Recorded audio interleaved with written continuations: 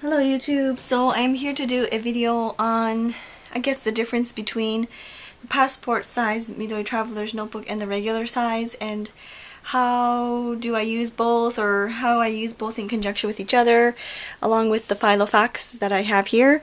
The reason why I have the Moleskine here is just so that I can use it as a reference for sizing. So maybe these two are comparable as to the dimensions of the notebook. The Moleskine is a little bit larger, and of course the regular size depends on how many notebooks that you keep inside, but lengthwise it's almost the same. It's just maybe slightly taller, but maybe that's just the leather part that's hanging out. Okay, so how do I use these three notebooks in conjunction with each other? If you've seen my previous video, I just did a quick run through on an updated video on how I use the passport size traveler's notebook.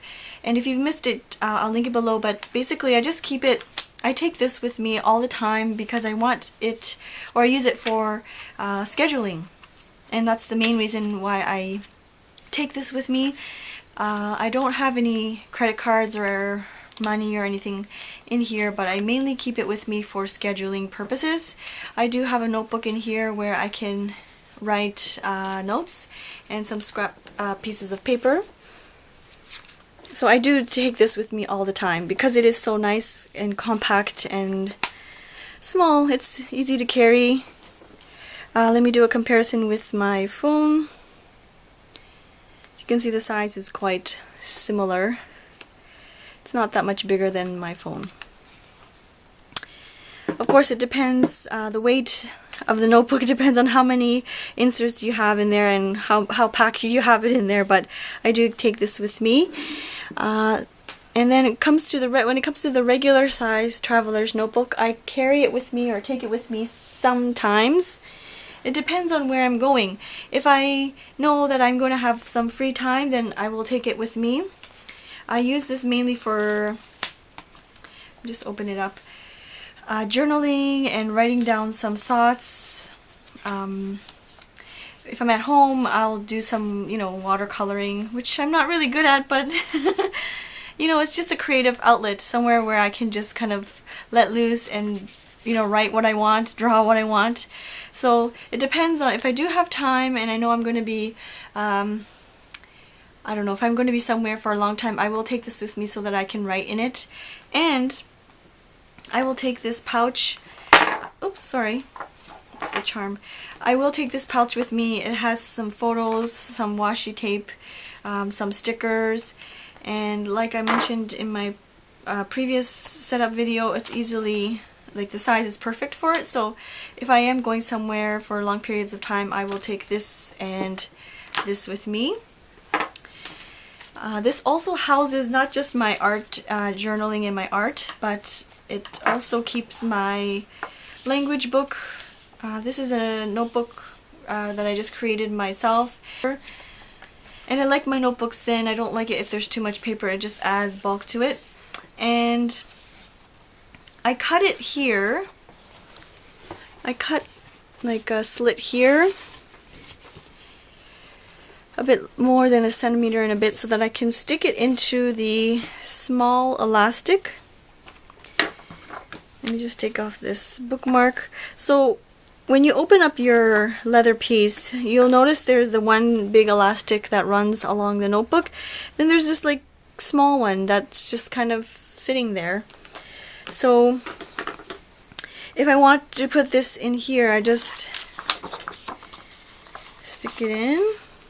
I put it in the slit that I made here, and there you go. So you can see it sits nicely, and it's not too stretched or anything, and it sits nicely in the traveler's notebook. And so this is what houses my regular size. It's not too bulky, or I don't think it is. I think it's the art and stuff that I put in here, like I put in postcards and stuff that make it, that gives it the volume. But but this itself is not too bad. Like, it's not that heavy. I can always take these 3 items with me if I'm going somewhere for long periods of time, and it will keep me really happy. I can journal and doodle if I want to. And then my Filofax, I usually just leave it at home.